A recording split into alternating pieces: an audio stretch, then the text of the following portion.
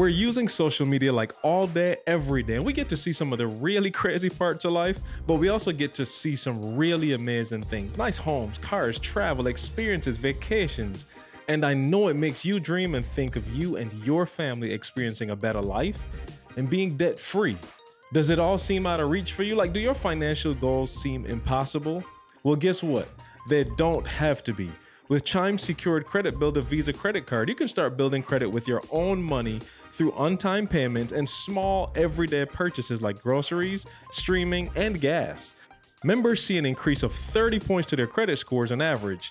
Chime reports your payments to the major credit bureaus to help you build credit over time, all with no annual fees, large security deposits, or credit checks to apply.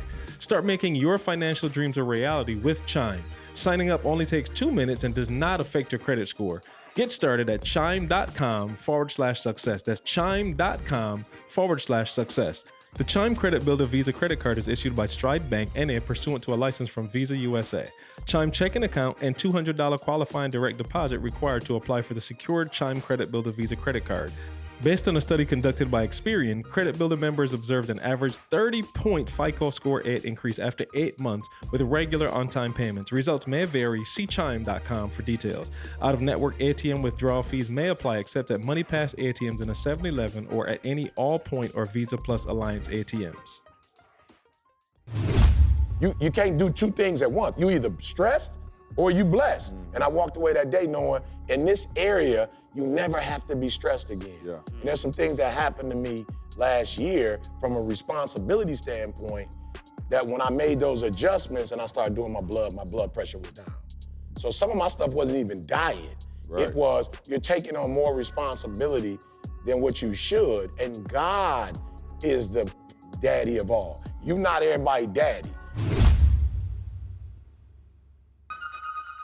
You ready? All right.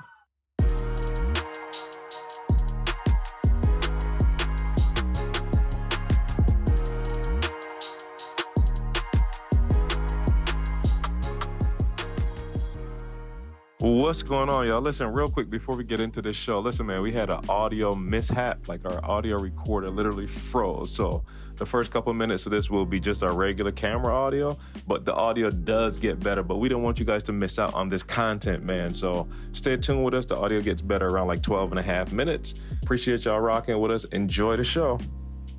What's going on, world? Welcome to another edition of the Secret to Success podcast. I'm your host, CJ, joined, as always, I got Douglas over here to my right, your left, but we have some special guests, as you can see. Can I say this though before you go? Please. Because I know somebody's watching, like, I've been trying to get on the podcast. Yeah. Now, y'all don't let people on the podcast. Yeah, no. Y'all told us y'all don't, look, mind your business.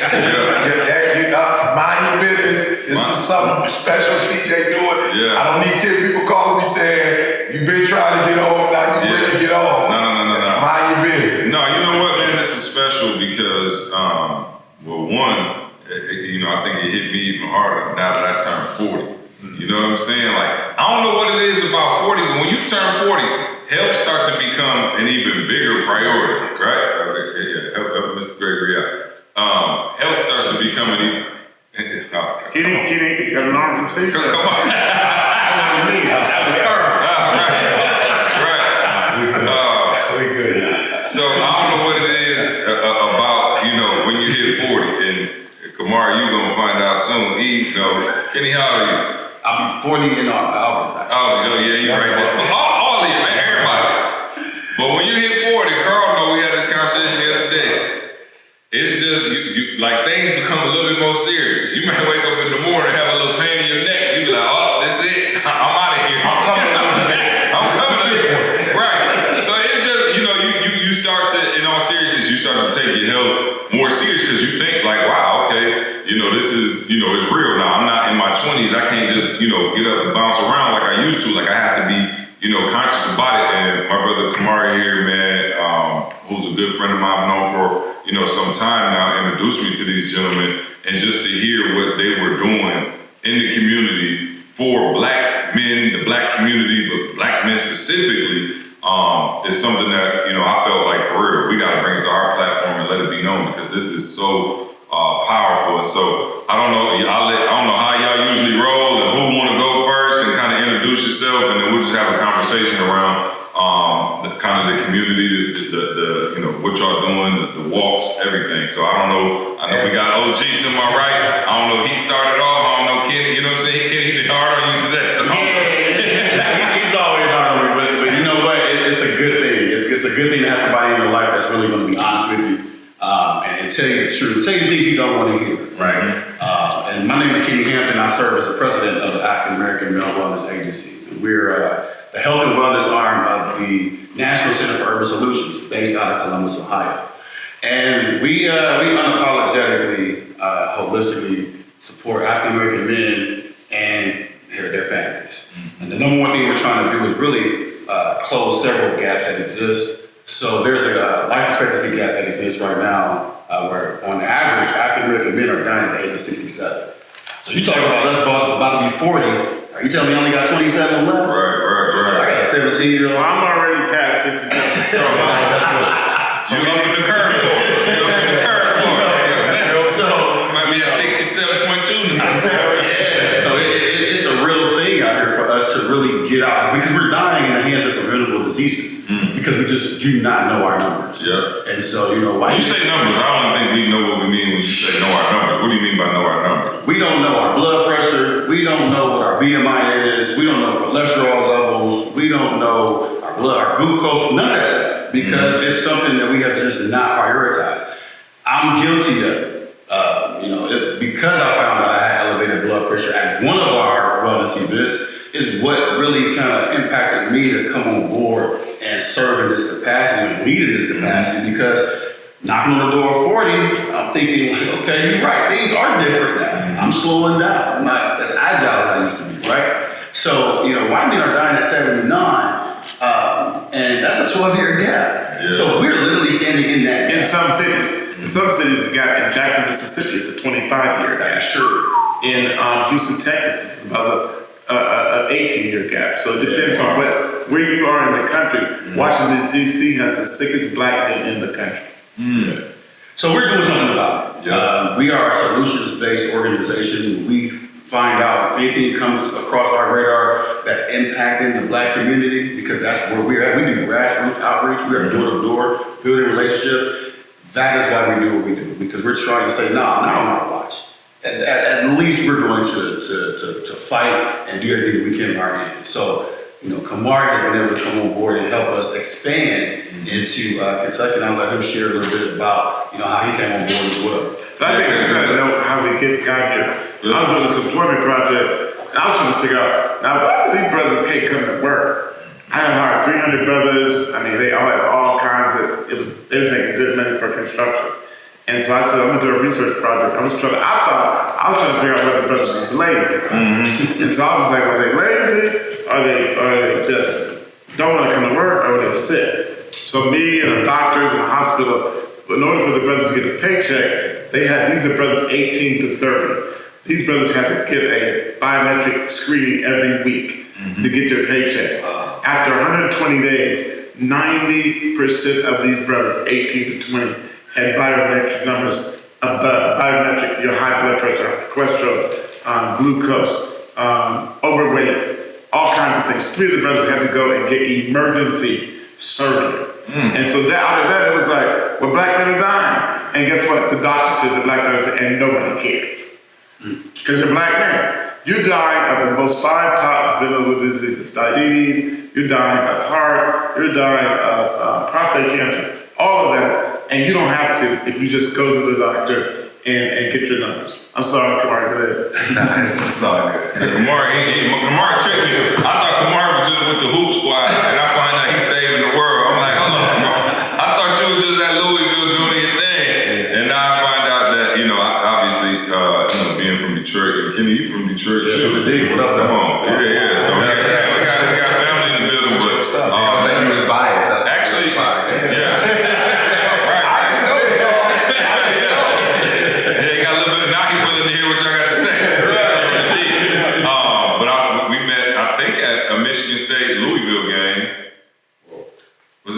years before we met in Chicago at 1%. That's right. That was the first time. And then we reconnected at Michigan State, Louisville. I think we beat you. Yeah. I don't remember who won that game, but I think the Sparks might have got it. But no, it's how did you get involved, and what's your role? And I'm actually, my role is I'm the local coordinator in the Louisville market. But I've been knowing Kenny since college, man. We played against each other in high school, and since you won up me about the basketball, he a year older than me. Okay. I put him out here senior year at CMA. Shout out to Detroit CMA. That was Detroit community. Okay. He's throwing like 20. He ain't always know it, though. He didn't know it's like. Yeah. So that wasn't on me. He didn't know his numbers. So, but we reconnected in college, man. And it's like a brother to me. So I actually went up to Columbus, Ohio, to one of the wellness events, solely just to support him. Okay. I didn't want to go get tested or anything. He's like, "Come on, let's go get tested." I said, "No, I'm just here to support you." Yeah, I'm good. No, come on, let's go get screened. I said, "I'm good, man." He said, "You at a wellness event? You're not gonna get screened?" He looked me dead in my eyes. I said, "Come on." I found out I had elevated blood pressure that day. And it messed my whole day up, to be honest with you. I was like, man, I just kept thinking, like, how? I work out, I drink water, like, I try to eat right, like, how do I have elevated blood pressure? And so I started making some lifestyle adjustments, man, to be honest with you. From seasoning to different things I was eating. Gotta cut out all that Lowry. Man, you hear me? That Lowry.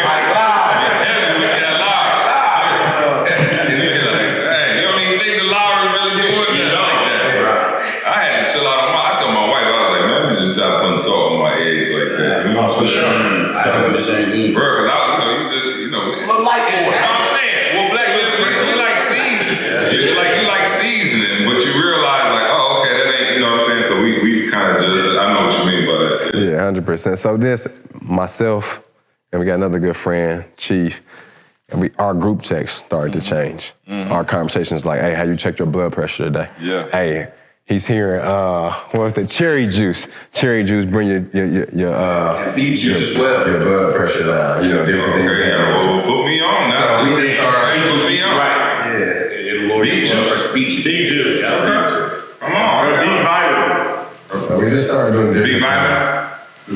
Okay. different things, different conversations, man. And then it was so impactful for the walk, man. We're gonna definitely invite y'all down for the walk. Yeah, please. Yes. In Columbus, man, because and I brought the walk to Louisville, man, and it was amazing, man. Yeah. It was amazing. Mr. Gregory, can you give us your backstory before we jump into the walk and all the rest of the work y'all doing? Like, I heard you say you grew up, and it sounds like in a white community. Yeah, I grew up in Xenia, Ohio, Okay. outside where Central State's at. Okay. My father was a professor at Central State. Okay. And so I learned in an all-white community how to be black.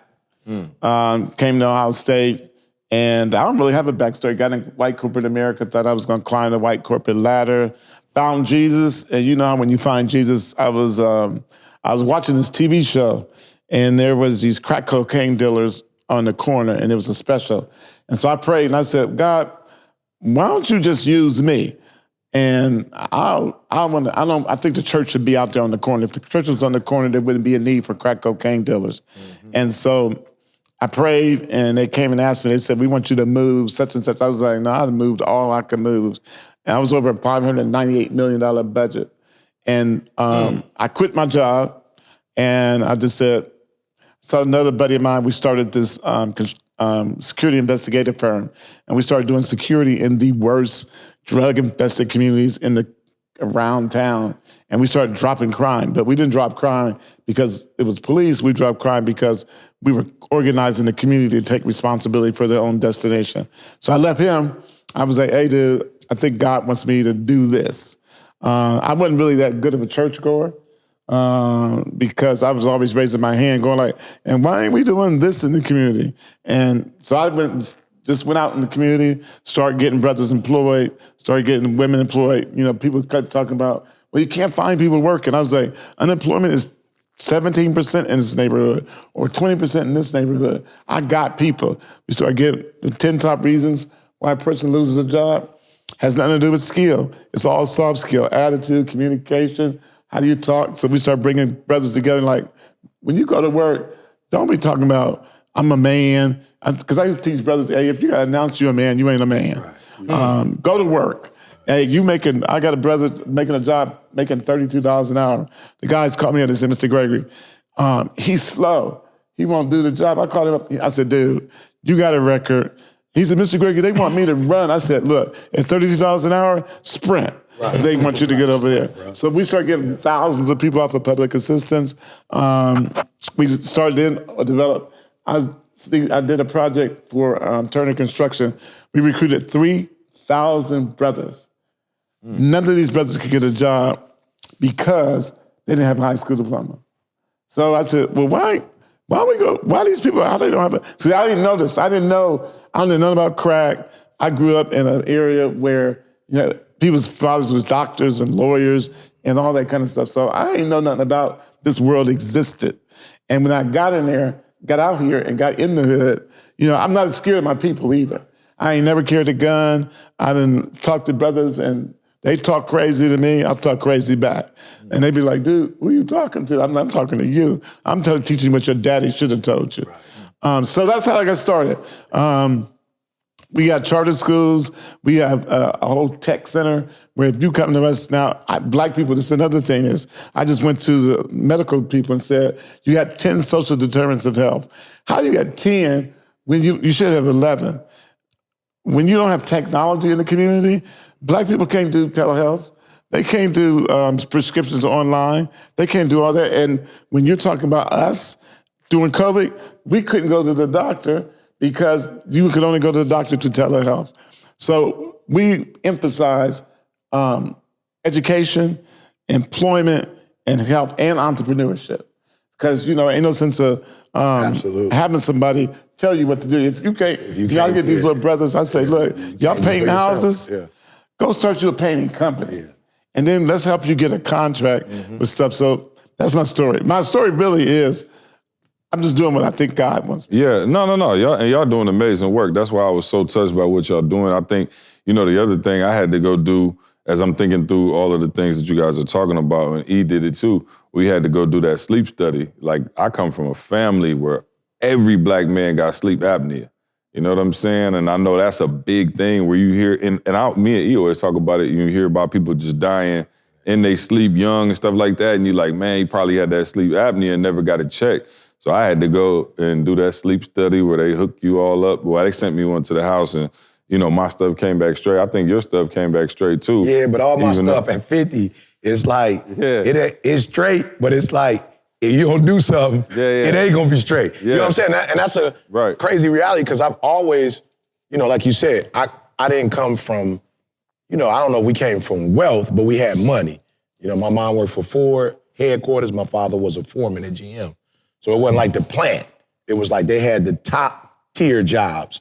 So we always did the dentist. We always did, you get your physical every year. Plus when you play ball, you get your physical every year. I did PAL. So PAL, you gotta have your physical. You know what I'm saying? So mom was like, you ain't gonna get the ghetto route, because you could get the ghetto route, you not have to really do it. My mom was like, you gonna actually go do your physical.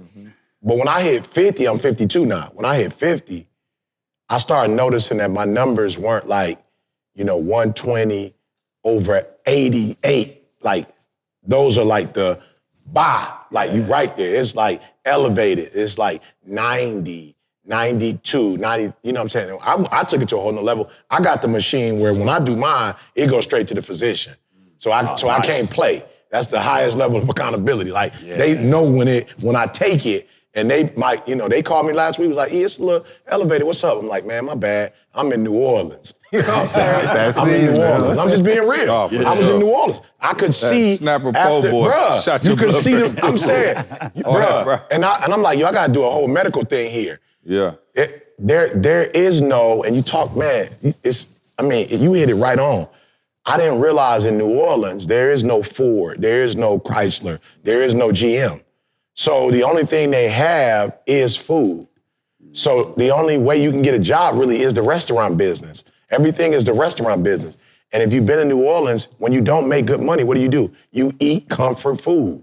And what's comfort food? High in salt. and high and all kind. You eating whatever's in the, you feel what I'm saying? You eating whatever's in there and you're eating it regularly. It's one thing, you know, I ain't gonna lie. Now, I never ate chitlins, you know, but my people used to do it, but it was like on a holiday or something. Yeah. They weren't eating it every day. No. I'm looking at the stuff they're eating in New Orleans. I'm like, oh, they eating this every day. Mm-hmm. Like you're eating this type of food with this type of seasoning every single day. So I saw my blood pressure elevate from the, you know, yeah, it's probably the best food in the country, but it also comes with consequences, you know, but to a point that was made earlier, I know what I'm gonna take away from this, you know, is, yo, why is the church not doing, why aren't we not doing this? And I think as a people, we've gotten so emotional that we're not systematic anymore.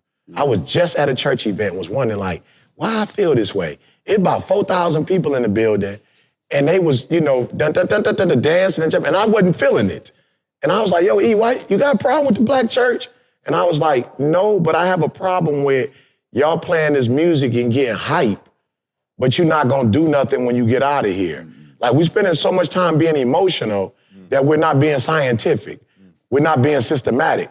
And to your point, you could be emotional and still die because you don't know that your blood, matter of fact, you probably need to sit down. You in here dancing, you probably need to sit down somewhere because your blood pressure really get elevated with you doing all that dancing, you know. But again, as I'm listening to you guys, I'm really listening to, like, why are we so emotional as a people and we're not doing what our counterparts are doing, which is way more scientific, like numbers, data. So yeah, no, this is good. See, thank you so much for having the presence of mind. Yeah, real quick, man. So talk to us now about, I mean, you guys kind of explained it a little bit, but go tell them what, this is the part that I couldn't believe, how y'all was just really pulling up in cities and doing all of this work. So it makes sense. Talk to us, man. Like how do I know you guys are headed to Philly. I know you got Houston. You got, you know, all this stuff. You mentioned the walk in Louisville. Like, what does this look like? Like, how does the system work?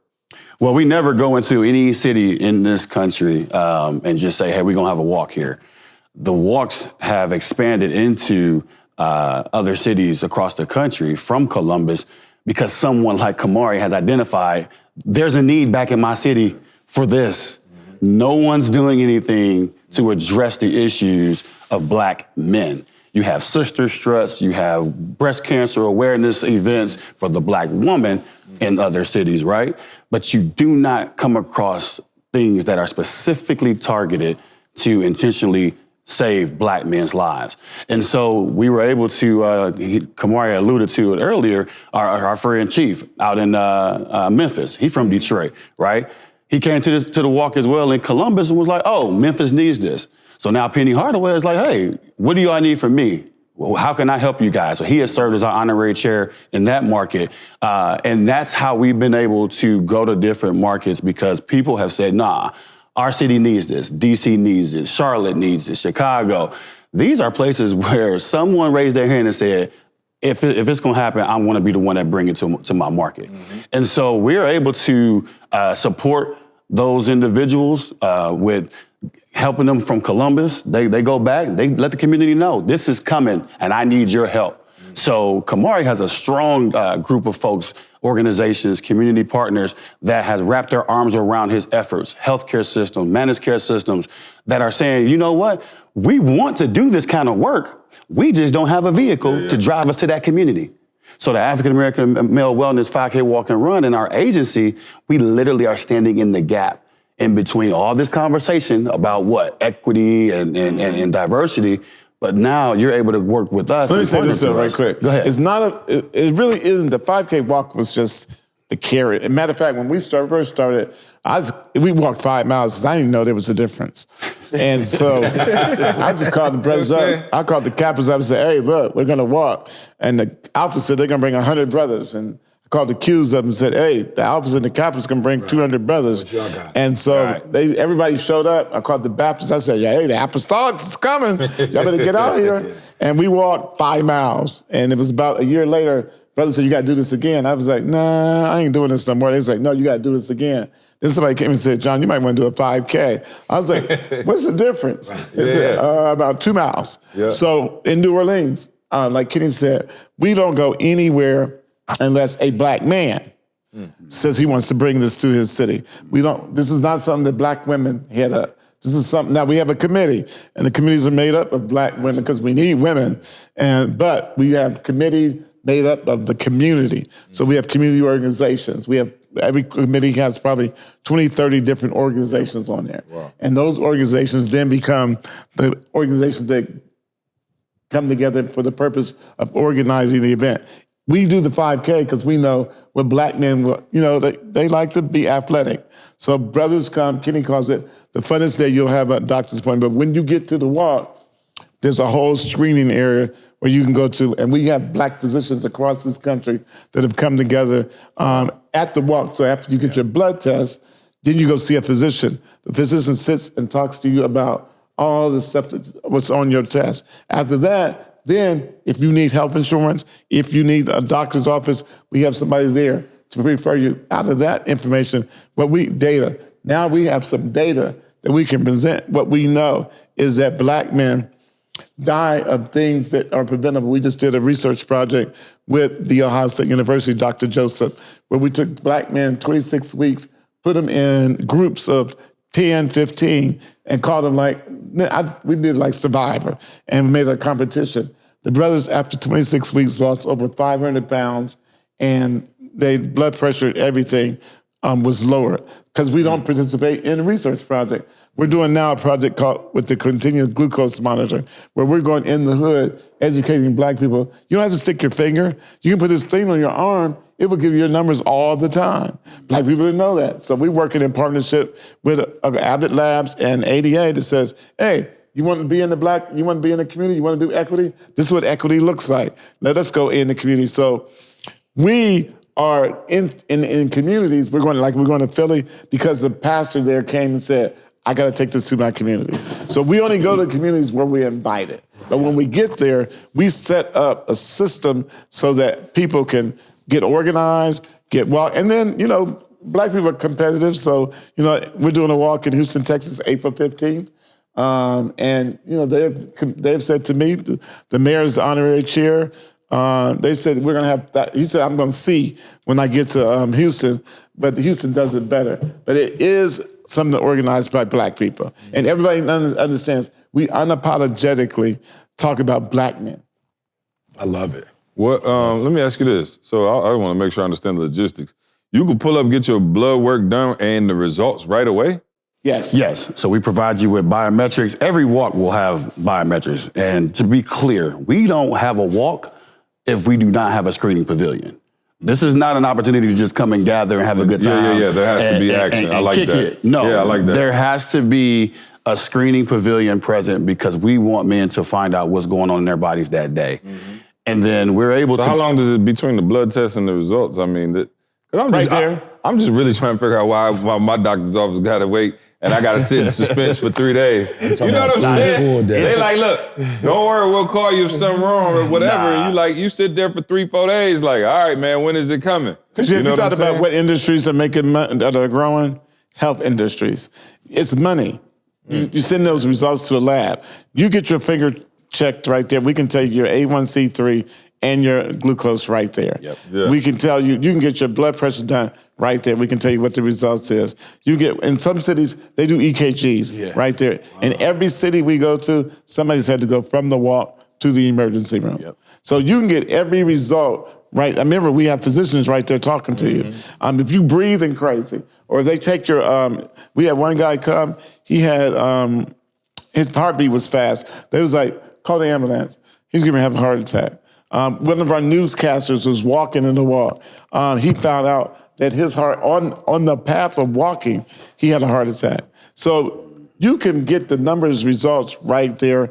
The tests, we always do HIV tests right there. Mm-hmm. We've had, in every city, some African-American has tested positive for HIV, which is really kind of sad because people just show up come to the walk, not to find out that they have HIV. But HIV is one of the number one killers in the African-American community. We need to know. And we don't know that. We don't know these numbers and this information. So yeah, you get your results there. So CJ, the real truth, if you'd have told us we had a big, nice church like this, we'd have brought a nurse and she'd have took your blood pressure this morning and let you know what your numbers were. Mm-hmm. Yeah, no, I believe in it. I got a blood pressure machine at home, so I told you, we over 40 now. We're not playing with it. Yeah, you can. And I guess, what's your research showing you about the fear? Like, why do we fear? It's like you said, he just was like, bro, you had a health screening just real quick. You already got it. Right. Whatever it's going to show, it's in there. Yeah, you right? got whatever your numbers are, they your numbers. No. You know what I'm saying? And I guess, because when you think about it. And we need to tell people, you just said, Mr. Gregory, I heard you a bunch of times, these are preventable. They're preventable. Yeah. So if you know you could do something about it, you don't want to do it. Yeah, I just want to know why, though, because like I said, I be tripping when I'm like, oh, Bill Russell scored more, but they ain't put his numbers up. You know what I'm saying? I just be thinking like, yo, they was in an era where they wasn't putting the stats up. So you saying Steph better, I don't know who better. They got the stats. So in basketball and football, we honor the stats. We want to see the stats. We spend more time probably if you playing on the college level, high school, probably college pros for sure, y'all probably spending more time on the stats than you spend on anything else. You only playing the game for so many minutes. You looking at numbers all day, every day. Why is it that sports and entertainment, we got the numbers out, but when it comes to our own health, why are we scared to look at the numbers in real life, but in sports and entertainment, we looking at the numbers all day? Why do y'all think that? What's research showing? Because we don't trust. We don't trust the medical system. You know, we have been told, it's like the Tuskegee Institute study. We were told that they were given syphilis. And so we've been running off of that story. They weren't given syphilis. They just weren't treating them for syphilis.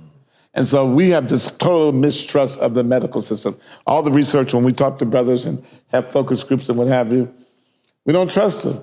We don't believe them because we just think that that information is not correct. And so that's why we got people like us out there telling us that, hey, this information is correct and you need to have this information. The other thing is I think that we got to be honest and truthful too, is that it ain't a value system in our community. Health is not something that we talk about. We talk about sports, we talk about music, we talk about food, entertainment, food. Yeah, we're in New Orleans. You're right. We are having a walk in New Orleans. I don't even know how you can go to New Orleans and be healthy.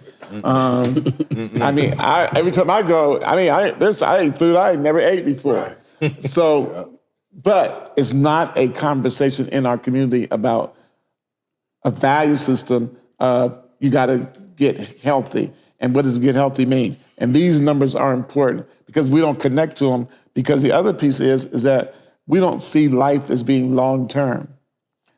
Because unless you're motivating us, we don't get motivated until we hear you. And then all of a sudden we want to live. And then we go to the church, they shout all over the place. But then the pastors don't come back and say, hey, you know what? Let's make sure there's what's that machine called, Kenny? The one you put around your ankle? The PAD, so the Empower Mobile? So there's a PAD machine. You know what I was thinking about when he said put it around your ankle. I said, Mr. Gregory, how you gonna bring that with a With this machine, we didn't even know this. When they take your blood pressure in your arm, you should get your blood pressure taken in your leg. Right. And if there's a difference between the two, then you need to go get it checked out. Yeah. Did you know that? Mm-hmm. Did your doctor ever tell you that? She never told me that. We have the most amputations in America, black folks. And they would be less amputated if they had this test. We don't have this test. And so the education of what we should be doing in our community, we don't get because nobody's out there telling us in our language. And so we work with black doctors. We have 4 published medical articles in the medical journals. And when the doctors and we were writing the articles, I was like, well, who are you writing this for? Because I don't even understand it, and I think I'm halfway intelligent. We don't have the information in our community the way that our churches should be making this a priority. No question. What about access to healthcare? Yeah. Shirt. Okay. I'm sorry. We're gonna move it again. Man, Mr. Well, he was just saying it's on his sweater. It's not good. Oh, okay. We're gonna get his voice better on. Yeah. Right. We gotta remember the disability people now. Yeah, nah. Oh, my bad. He just wanted, because he moves this way and he goes this way when he talks. You was born blind, Mr. Gregory? Sir? You was born blind? I was not born blind. I went blind about 6 years ago. Oh, you did? Okay. I was having a good life. I went to New Orleans. Just had a walk, and I was like, something wrong with my eye. And I went home, woke up in the morning, and told my wife, I was like, I think I need to go to the eye doctor. I don't think I can see. And I was blind. Went to the doctor was like, I went to every specialist you could find. And the doctor did this. He said, Mr. Gregory, you know those incidents that happen in the universe and you can't understand how that happened? Mm-hmm. He says, you going blind, I can't explain. So I just figured, hey, the Creator obviously wanted to throw one more. I mean, saints becoming like, if you quit sinning, you probably wouldn't go blind. And I went to God and said, like, my sins as bad as theirs? You need to go make somebody else blind. Harold should have been blind. So I just learned, I went blind 6 years ago. Yeah. But I went blind. I went to the doctor. I also had thyroid cancer. I went blind. I never missed a day of work. Never stopped going. Never did anything. Get up every day. Go to work. Lead a staff. I work for Kitty now, since he's the president of the agency. I already know about it. CJ, I work for CJ. I know all about it. But I had to learn life all over again. Yeah. But the thing that I learned, and I think this is the reason why when I heard you and Brother E.T. talk, I can't see stuff physically, but I can feel it spiritually. And now when I heard you all, your phenomenal story about how you worked and you humbled yourself and you let ego go and you did all that, that's the stuff that we need to have in our community so that we can hear each other and we can be about each other. When I heard that, I was like, God, that's the voice. We need to take, these brothers need to go tell brothers, hey, go get healthy. Go get employment. Go get some education. Right now, you don't even have to get a college degree. All you need to do is get technology certified. You can make I've got a young brother who was selling drugs. He called me up, his mom called me up the other day. She said, Mr. Gregory, my son makes $61 an hour on Saturday and Sunday doing this job that he took training for 4 weeks. And we don't even know that. You know what I'm saying? That's the type of stuff we don't. Yeah, and those are the type of jobs. I want to say this though, see, because I think this is important. And when we talk about health, just because they're here, we're able to go a little bit deeper. See, y'all bless me. Normally, see it give me about 15, 20 minutes of jokes. Well, Mr. Gregory here, he don't feel he's not right joking. You know what I'm saying? You get two statesmen. You know what I'm saying? We can offset some of the joking. So I want to take advantage of this opportunity. But that's also a sickness, like ego. Yeah, I was going to go there too. I'm glad you. No, go there, Ken. I got next show. I can. Because you actually you touched on that recently in a couple of your podcasts and your messages where you're talking about number one, will. And then number two, that's a darkness that men don't want to deal with. And we don't want to humble ourselves. Men lie, women lie, the numbers don't. Mm-hmm. And you talk about those stats. Well, there's some stats that we're going to learn about that we just do not have the maturity level or the humility to understand this is my truth. This is where I'm at. I'm thinking former athlete, I work out, I drink water. No way I got elevated blood pressure. Do it again. Mm-hmm. They did it again. Nah, these numbers are off the chain. Like, if you wasn't in the capacity that you in, we would probably sit you down the rest of the day. So we kind of just said, all right, let me go ahead and keep an eye on it. But my blood pressure go up at the doctor's office. I don't know what it is. I got the same type of luck. Okay, yeah, because I be at the crib, I be like, okay, I'm straight. I go to the doctor. They be like, you feeling all right? I be like, I don't know, am I? Well, that's why I got the machine. Yeah. So I can do it at home, and my physician can get the numbers in, real time. Because when you go in. Yeah, when I went in, I had that too. Like you said, go in, you be feeling fine, but you just like. But I think you could say something about ego, because the other thing that we do now is everywhere we establish a walk, we do something called Real Men, Real Talk. We do a mental health conversations. And so we're bringing black men together to talk about mental health. And ego is something that really jacks our mental health up. Because the honest and truthful, and I tell brothers this all the time, most black men have been raised by single moms, and their emotional development has been very feminine. And when you think in terms of how we respond to stuff and what we do, it has a very feminine context to it. And so then we throw our ego, like we have taught in our community, here's what a man does. A man don't admit this, a man ain't this, a man ain't. So we ain't even gonna admit that we need help because it ain't a man. That ain't what we've been taught in our community. Hey, I'm struggling with this. Or like you hear pain, like you said, you turn 40, wait till you get 60. And you get out the bed, you be like, I thought something ain't right here. You're gonna be like, oh, I can't admit that. Because you have been taught to be strong, to be a healthy person. That's what makes. And then the other thing is, most of our self-esteem is about what's below our belt. And we think in terms of we can conquer the feminine base, and we got it going on. We a man. That what makes us a man. Our ego tells us something different than what our reality is. And I was talking to my son who's 27. And I told my son, I said, son, you gotta understand what stress is. Stress is, it's an unreal thing that's happening in your head. Like when you stress, it means you're not in alignment with something that's real. You're making up something and it's killing you. Cause he said to me the other day, I thought it was, whatever. He was just like, man, Dad, I'm alone. I said, you're not alone.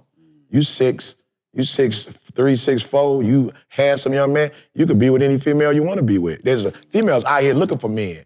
No, you're not alone. You have standards, and your standards make you wait. And that's what you're struggling with.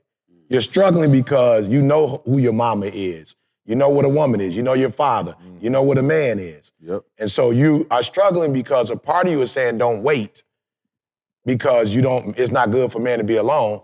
But a part of you is saying you need to wait because you need to make sure you get in a healthy relationship. Yeah. So I was like, let's just be real. That's where the stress is coming from. Yeah. You're not being real with yourself. You're telling yourself that you're not. And that's the struggle, because you could just go pick anybody.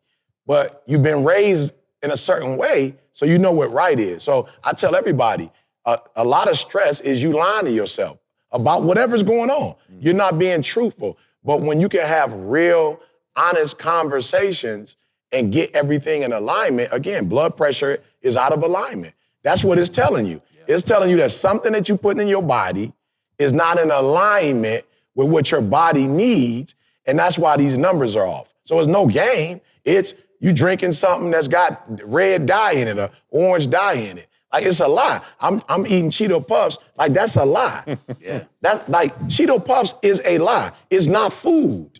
And my body wants food. So my body is telling me, bro, you eating something that's not real. Now, it might taste good and it might feel good, but it's not real food. And we crave for real food. And I just know, in the book, me and CJ, well, not CJ, I talk about, having to go to CJ because I have trust issues in terms of the business part of it. But I'm not stressed. I'm not about to have no heart attack. Why? Because I'm about to physically go to him and tell him. Like, I didn't talk to my wife about it. I didn't call my mama and tell my mama about it. I didn't call Jamal and tell Jamal about it. I didn't tell Josh. I went to CJ and was like, look, bro, I'm gonna just be real with you. I'm not even saying this is you. I'm saying because my mother lied to me who about my father is. I'm telling you because I didn't know my biological father, I feel some type of way. Stress is holding that. Mm-hmm. That stress is not telling him what I feel. Stress is being around him and acting like I don't feel like that. Mm-hmm. That's what stress is. Not saying something to him and holding it for a year, holding it for 2 years, holding it for 3 years. And what we don't realize is that letting my ego, something is happening in my body, and my body is holding that lie inside of it, and it's affecting me. But when I say it, and then I sit down and talk. And what's so crazy, E and Mr. Gregory, I feel everything y'all saying about the ego, but the ego for the black man, for real, has become a defense mechanism. Like, bro, we so like people look at us in a certain way. We all feel it, right? We've all felt it. You walk in somewhere, you gotta be, you always conscious of the fact that you black.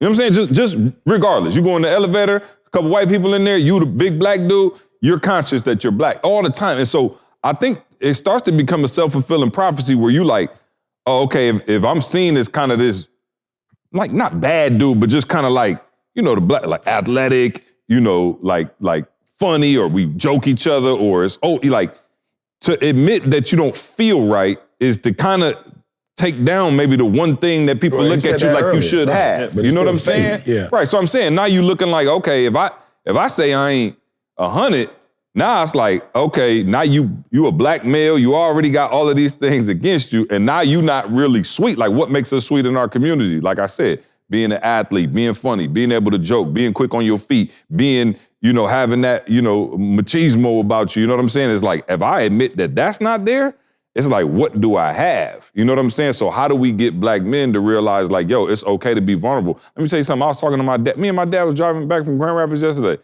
I promise you. He told me a story about something. My dad's 67, 66, something like that. He told me a story about something that happened when he was my son's age. And I was like, Dad, what? And he was like, yeah, this happened to me. Like, and I was sitting there like, yo, he was like, I said, you never even told me that. You gotta think, I've been with my dad for 40 years now. I've never heard that story. I'm like, brother, you know what kind of trauma that is? Somebody drag you out of bunk bed and throw you on the floor, you 9 years old, you ain't do nothing? Like, what kind of trauma does that have? But my dad, he just woke up the next day, you go to school, you just keep doing what you do, you go get out of, high school, you go to work, and you provide for your family. At no point do you address or deal with that. Like, when do you go deal with that? But I'm saying that's what I love about what they're doing is like, because you get in the numbers and then you do something about the numbers. Yeah. And so what was so dope about us is that when I talked to you, we were able to get a solution from talking. And so my thing is this, I don't care about, bravado, I don't care nothing about none of that stuff. If you're doing something just because it's cultural, but it's not working, you gotta stop doing it. It is what it is. Like, this is what we're talking about. If you are eating certain, like if you're working out, you're drinking water, and you still got high blood pressure, okay, something else gotta stop. Do you think we value life as much as other people? Well, you just said we there's don't. some bros, I'm not trying to be funny. Don't.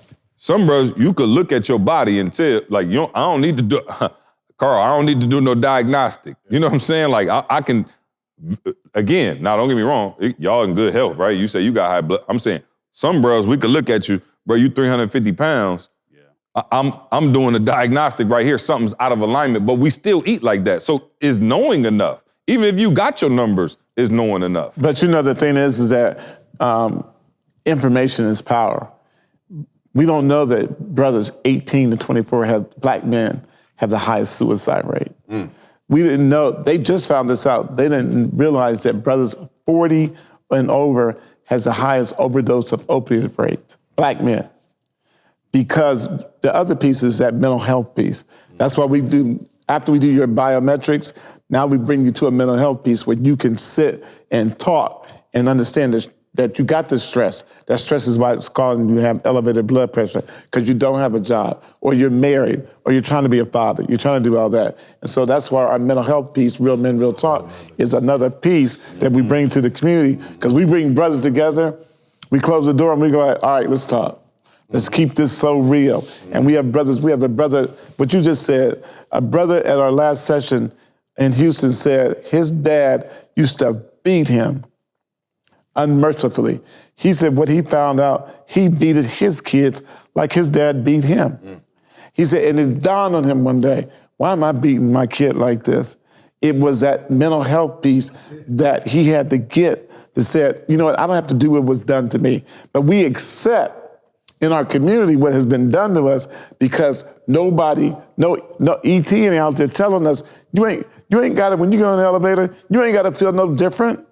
I can feel just as good. I've never felt any less than any person I've ever been. Matter of fact, when I'm in a room, when I come to a room, I've been taught, you talk as good as him. Yeah. So for the record, mine ain't never been less than either. Mine is, I'm conscious of the fact that you conscious of the fact that I'm black. And I don't care. But I'm letting you know. I know you feel some kind of... Yeah, but I'm saying, and we got to teach our people, and I'm going to tell you this, when you said, and this is what having Malcolm and Garvey and Martin, this was so important about them, is that it was hope. Like, they always showed us that this is, your current situation is not going to be your situation for the rest of your life. Like, we going to get free, right? You didn't know you was in a situation. You feel me? They letting you know. So I feel like when you go that dude that's 350 and he on whatever, it's like we have to start letting our community know, yo, it's better and there's hope. And I'm gonna tell you, when we had that conversation, the thing that came out of that conversation for me as a person who did not trust, and again, like I told you, it ain't got nothing to do with you. Like this ain't personal to you. When your mama lie to you about who your father is, everybody a liar. You know what I'm saying? Like you can't, your mom is your highest, so if you don't trust your mom, I ain't got to do a Kenny. I ain't mad at Kenny. I'm just not about to trust Kenny no more. I trust my own mom. Yeah. You feel what I'm saying? But what you said to me, when we talk about you get it, you got a physician there, whatever, the reason why it was so important us to have that conversation because you created this context of, yo, E, we actually can win together. Like, you was like, yo, E, let's just be honest. You're gonna kill it by yourself. Make no mistake about it. You're gonna kill it. But if all of us stay together, what we're gonna be able to accomplish is gonna be crazy. So I actually left with a solution. I didn't leave with us just talking. Yeah, I wasn't in the room to be talking. I'm a grown man. I got a wife and kids. All I'm worried about is Jalen and Jada and Didi. I'm not tripping on whatever you say. You have to say something to me that's gonna make me believe that the thing that's most important to me, that we gonna be okay. And so you said, yo, we actually gonna be able to do much better. And then not only that, E, if something ever happens to you, now you got people who'll be looking after your family when you're gone. So now I've got a solution, beet juice, cherry juice, a 5-mile walk. I'm saying you gave me an actual solution when we talk. So I never have to go away. Now, will I go away and that sickness try to because once you get your blood pressure lowered, it don't stay lowered just because whatever you did that day, you have to keep doing whatever you did to do it. So for me, every time that trust wants to elevate, that mistrust wants to elevate, then all I gotta do is sit there and say, E, bro, what are you doing? Like, go get your beet juice. C just told you, we're gonna be able to do more together. We're gonna be able to whatever. And then more importantly, when we walked away and you said, hey, E, I ain't tripping. I know what you've been through with your parents, like your mom. I get it. I know it wasn't personal. But I just want you to know, let's look at the numbers.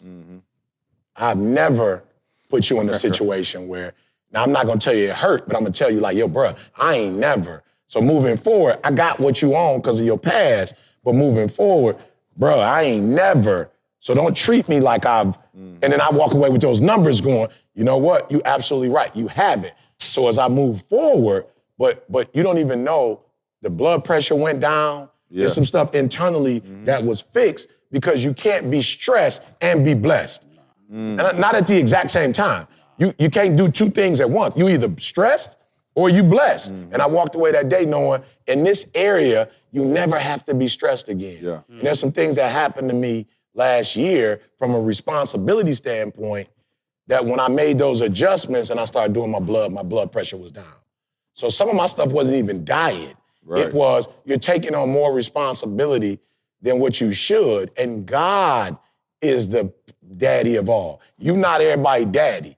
You know what I'm saying? God is their father, and God's gonna take care. But I watched my blood pressure and just a lot of other things that my wife was like, yo, you a little bit more? And it's like, yeah, I didn't realize, but that was making me react this way at the crib. So that's a whole nother, you know, we got another podcast we can talk about all the responsibilities and balancing those out so that you're not doing this good, but this good is killing you. Like you trying to be a father, you're trying to be whatever, you're trying to be whatever, you're trying to be whatever. And even as a pastor, there are people that I just have to let know, like, yo, you're gonna need a God. I can't be that to you. Like that's not my responsibility. I preach. I don't do all that other stuff. My sister called yesterday and was like, man, so-and-so, I ain't gonna say the name because, you know, some people get pissed on the podcast. Let me just say, my sister said, so-and-so need a counselor. I said, I'm not a counselor, I'm a pastor. I preach. I'm not a licensed therapist. I don't do that. I don't care how much you pay me. I cannot do that. That's not my role. I give you a message, you take that message and do whatever you gotta do with it. But, I mean, this is just phenomenal. And I thank you, C, because health, mental, emotional, physical, all of that. And we need to live as long as God wants us to live. Can I ask a question, though? Because you and CJ's relationship is kind of like Jonathan and David's in the Bible. I don't know if you've ever studied it, but David... He has a time or two. He has a time. If I stay here, I've heard certain... Which one you asking about? Bro, you laughing a little too hard, dog. Which one you want to know if they know? You know, Jonathan was older than David, so they had a good bond there. CJ, I am so impressed with your humbleness and your ability to serve. E.T. Yeah, he's the best. Tell me what motivated you to do that. He's the best. Like I mean this with all my heart. He is. Let me tell you something. Well, let me ask you this. How'd you set your ego aside? Yeah. So here's the thing, bro. It's hard to have an ego, and Carl right here, he's nodding his head in agreement. When you meet, like I tell people all the time, I didn't grow up wanting to be no two-man. I met somebody greater. I never in my life wanted to be Scottie Pippen. I wanted to be Jordan too. But when you meet somebody that is that far ahead of you, I think you have no choice but to put your ego aside. When I watch this man get up at 3 o'clock in the morning and walk and talk with God for hours, and now, you got nothing against these pastors on Instagram who doing the TikTok dances and all the crazy stuff. He gets specific, kid. No. He said nothing against him, but I promise you. Nothing against it. Nothing against it. He getting the numbers, like 2 Again, or 3. and maybe they getting up at 3 o'clock too. Right. But I'm saying, this ain't nothing I heard. Carl will tell you, we've been in hotel rooms. We've been in Australia, doggone it. I'm talking about dead knocked out, 3 o'clock in the morning, boom, you hear the door close. He out of there. He walking and talking and praying, keeping us covered, praying for me, praying for my family, praying for my wife, praying for my kids, really living the life, dog. When I tell you millions of dollars and ain't never felt the need to switch up on nobody, like you walk into a pizza joint, you walk anywhere, like I watch the anointing. So I'm not no fool, bro. Like I see that this man, I'm telling you, he's the greatest, to me, he's the greatest human walking the face of the earth. And I don't say that to put no pressure on him. I don't say that to, embarrass him or anything like that. But I mean, he literally lives by every single thing he says. And I promise you, when I met him and I figured out what he was about, I gave y'all the example of the brother who broke down in Harlem. Man, Carl will tell you, I have a million examples of that. I watched how he walked. We went out to Crenshaw, California. Everybody was like, don't wear blue, don't wear red, da-da-da-da-da. He got on blue, red, and everything else, and the blue hat on was That's like, all I had. They said, look. We had no money at that time. And listen, it was gangbangers who looked at him. This is before E.T. the Hip Hop Preacher, before the fame, before Instagram, Facebook, none of that. They would look at him, and I can't explain it, like the reverence that they would have for him. It was just different, bro. Like I would go and be like, man, these dudes looking at E when he walk into the prison system. Not just now when people know who he is. We walking in a prison back in the day, you got stone cold murderers in there for life, bruh's breaking down after he talked for 20 minutes. And I'm like, okay, so when I thought about where I'm gonna go, like where I'm gonna go, I would rather support this because I'm really about what I said I was about. And then I'll shut up, but I'll answer this. I grew up with the greatest father in the world. And so I understood how to follow my dad's lead. And so I never had a problem with somebody telling me what to do or me seeing somebody as over me or me seeing an authority figure. I grew up with a very healthy authority figure. If I did good, me and my dad went for ice cream. If I did bad, he whooped my butt. But both times he told me he loved me. I say this, it's funny. My dad used to whoop us, I promise you, because he had issues with how he was raised. We would get up in the room, he would say, you gonna get a whooping. Do you understand why you getting a whooping? You'll be like, yeah, what did you do wrong? You explain to him what you did wrong. My dad would always wait 30 minutes before he came up and whoop you. He was like, I'm never gonna whoop you angry. I'm gonna calm down first. And I'm gonna come up there and I'm gonna get you, but I'm getting you because this is the principle and the standard that we live by. And he would do it and be like, all right, now what you want for dinner? So I grew up with a healthy relationship with authority. I'm laughing because that's what my kids used to say. I used to whip him and go, y'all wanna go to the mall? Yeah, so that's what I'm saying. So to E's point, when we would get into it back in the day, it was like just a difference of opinion, whatever, we would go toe to toe and then I'd be like, yo, let's go grab something to eat. He like, I don't want to talk to you for 6 weeks, But again, so when you ask me about the humility of being able to follow E's 12, 13 years older than me. And so I looked at him as he's not old enough to be a father figure in that sense, but a big brother who had the game figured out and had stuff figured out. But I think it was the perfect storm of, 1, him being older, 2, obviously the man, the guy he is, and then 3, me always coming up with a father or an authority figure who, was able to, give me guidance and stuff. So I never had a problem just continuing in that light, although I knew God had made me strong enough to be, quote unquote, a 1. Like, you know what I'm saying? People will follow me. And so I look and people be like, oh, you ET2 man. I'm like, yeah, but if I'm the 2 to the number 1 in the world, You know what I'm saying? Like, it's only one other spot to go. Did you hear that, Kenny? Yeah, I heard all that.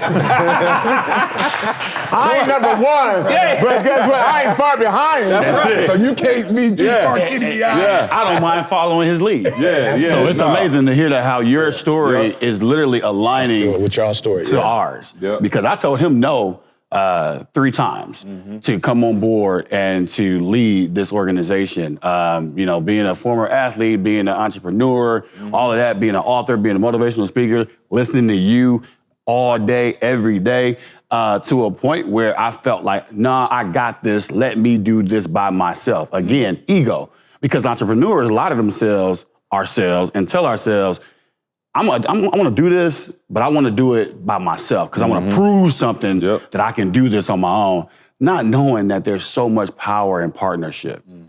You can go so much further along in partnership. Yeah. And so to be in a space where I had to humble myself because God knew, be careful what you ask for because God knows exactly what it is. I'm a PK, a pastor's grandkid too. So I get all of that, right? But here's the thing, when you get to a space where you like, okay, God, you're not allowing certain doors to open and you're not allowing certain levels of success be unlocked, something's going on. You're trying to tell me something. And I said to myself, you know what? Hey, it's time for you to humble yourself. And you had somebody who was saying to you, hey, I want to work with you. Hey, I want to do this together with you. Trust God and see what he got in store for you. And on the other side of that decision, it has been the most rewarding experience I've ever experienced in my life. Hands down. Man, tell the people how they can engage with y'all, man. Like, what is people, black men, women? We got a large audience, though. All, races and ethnicities. And like Mr. Gregory said, we're not going to apologize for talking directly to black males today. That's what we are. And that's where E and I started our work. And it's a community that needs us. And so we're going to forever champion that. And so we appreciate the rest of you sitting through this and listening to what we got to say. We have white people come out to the walks too. So matter of fact, sometimes we be like, we're gonna call this the Black Men's Walk and bring a white friend. Mr. Gregory, I know you're blind, but I'm light skinned and I'm mixed. So you know what I'm saying? I know you thought I was a full bro. And my mama white. And we tell women, hey, look, if you're looking for a husband, this is the best place to find one. Hey, come on. Yeah. So, Kenny, you want to tell them? Tell them, please. We got, and we also screen. We're providing screenings for our women as well this year. We have an Uplift Her initiative because women are dying, twice as quickly in the hands of breast cancer. And so we're trying to do everything that we can, again, to stand in that gap as well.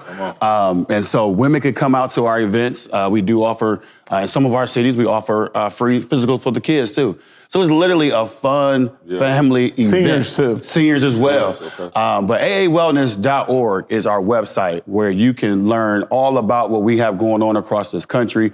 If you're ever in Ohio, Columbus, Ohio area, you can stop by our corporate office. That's crazy. I'm always there. I work with Ohio State football, anytime we would love to have you come by. On Instagram, social media, we are AA Wellness Agency. Follow us. Let us know. If you're interested, come check out our walk. This is our 20th year doing this walk in Columbus, Ohio, and we're expecting more. So the next one is when? We're kicking off our campaign in April, April 15th in the city of Houston. It's their very first African-American Male Wellness 5K Walk and Run. It's going to be hosted on TSU's campus at Texas Southern. So we are excited about that. The following weekend, we're in Jackson, Mississippi. This will be our second year walking in Jackson, Mississippi. So April 22nd, we're there. So we start in April. We'll walk in about 18 cities this year. And then we're going to end in LA in November. Okay, man, and make sure y'all go check these brothers out, get the information, and go to the walk. Most importantly, we're going to start the new campaign slogan, know your numbers, right? Know your numbers. I like that. I never really heard anybody say it like that as it pertains to health, but know your numbers, man. Go to the doctor, get a full screening. Go see your doctor. I went to last time I went to my doctor, they drew way more blood than the prick, but they gave me, it was about 72. My cousin wife is a nurse, and I just had her go through all of it with me. Like, I don't even know what some of these like panels and lipids and all of this stuff I didn't know what it was. But get your blood work done. Go find out what's going on. You just heard these brothers say, most of the stuff that y'all gonna get is preventable. All right, so I know it's nerve-wracking. Nobody likes to do it. It ain't my favorite thing in the world to sit there while they telling you, we'll call you in 2 days. You like, okay, you know what I'm saying? Like that, I get it. but this stuff is preventable. These brothers are doing amazing work. Again, E said it. We don't do a lot of guests on this podcast, but man, when this type of work is going on and these brothers have such a heart for the community, and I told E, man, we obviously us, being on the affluent side of, things, you kind of like, we have more access, but these brothers are providing access to any and everybody. So hopefully, even if you know people who don't listen to this podcast, who need to hear it, right, from other black men who, same thing that, y'all dealing with, please send this to them as well. Fellas, I appreciate y'all coming through, Yes, man. sir. This was amazing. Yes, sir. We'll definitely do Looking an forward to update the partnership. episode, Yes, sir. and we will get out to a walk for sure. I wanted to come to the one in Houston. We got Coachella with Toby. Okay. We're doing our first Coachella that weekend, so I know we'll be going there, What but we'll weekend make is sure. that? April 15th. Yeah, we in Detroit September 16th. So we're walking into D September Y'all 16th. can come to the Columbus Walk August 12th. August 12th, yeah. And E.T. could be our Come on. our honorary speaker for that day. Yeah. And whatever. Sure could. It'd be nice if you just be our honorary national cheer for 1 year. Come on, you know what I'm saying? We talking some stuff up right here. Tell me what day the 16th, August 16th. So September 16th, we're in Detroit. So what That's about on a the one in Saturday. August? The one in 12th. August is August 12th on a Saturday. What time Saturday? 7 a.m. We start at 7, we're done at 12. Yeah. Okay. Yeah. I just gotta, I preach on Saturday, but I can work it out. We can talk and we can work something out. Yeah. Maybe take the the church church. just don't need to go to church. They just come and walk. Like get outside and let's go walk for church. Yeah, let's talk about it. Let's do it. Man, Kenny, Kamari, Mr. Gregory. Hey, I appreciate y'all brothers, man. Your humbleness just absolutely intrigues me. Man, to be thank honest you, with bro. you. Something else for him to get his head blown up about. Yeah, no, yeah. And it is such a Earmark pleasure that from me. meeting You know what I'm I saying? really, I see preachers all the time, and some of the ones you preach that, and I'm like, dude. They keep narrowing it. They keep narrowing it down. I said I don't have nothing against the TikTok They pastors. keep narrowing it down. I don't know. Pastor said pastors. Then he I went don't with know. Some of the ones you've spoken with in 2023, the month of About 2 months March. ago. You know what I'm saying? They keep narrowing it down. Listen, I know they trying to reach a demographic. I'm trying to say, all I was trying to say is, I've seen it. Does that make sense? Yeah, like, yeah. I know what it really looks like to submit, to honor your wife, to be a great father, bruh. You talk about E. I remember this man called me and said, yo, it's crazy. Diddy got MS. I said, what? Bruh, I'm over there like, what we gonna do? Bruh, when I tell you, bruh just said, oh, see, I prayed about it. We good. How long ago was this? I don't even know. We ain't never did nothing but Jalen was a senior. This might sound off. 2012, maybe. Mm-hmm. I was gonna say at least 10, over at least 10 10 years years. ago. Listen to this. I promise you, since that day, and I'm talking about, she good. I prayed about it. We good. When I tell you he just really moved like that, to this day, the only time we talk about Didi MS is when we joking.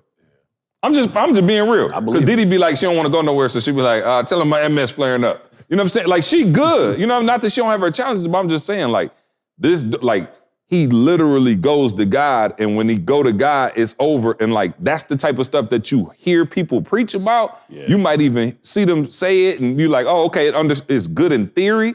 We done did life together now. So I've had evidence of this time after time. So again, maybe those other pastors are like that. I don't know. You speak for your pastor. I'm gonna speak for my brother and my pastor that I've seen it up close in person. And I told him, I ain't going nowhere. So I don't care. I did what I was supposed to do. I heard God. Yeah. God said, go you did tell what you're him supposed to do. He's Malcolm. Yeah. Yeah. He's Come Martin. on. Yeah. Marcus Garvey. Evans.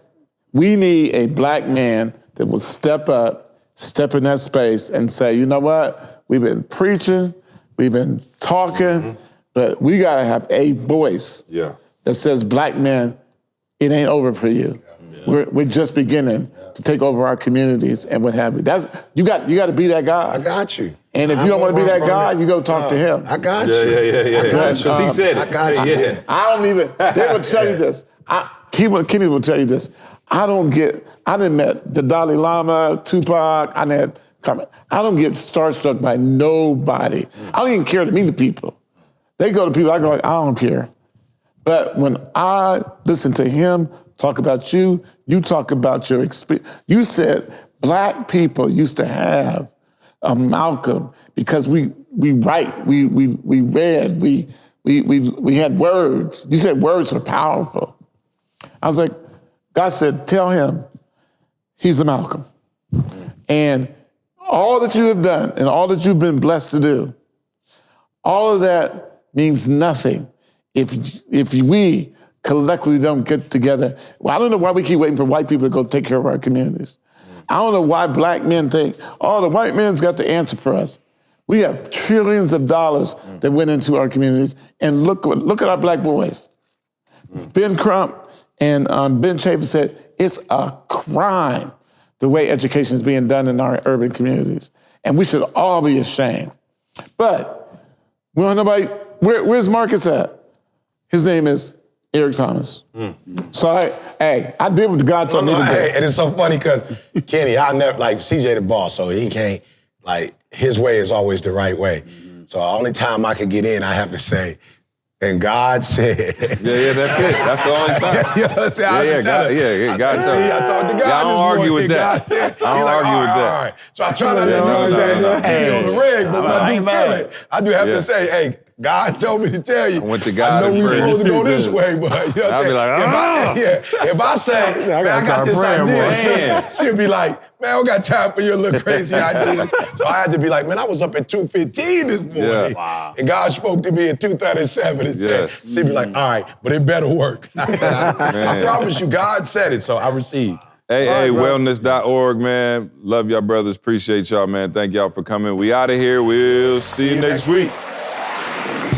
I want you to focus on here right now. Don't you worry about when you get home. You concentrate on this opportunity. You don't worry about tomorrow.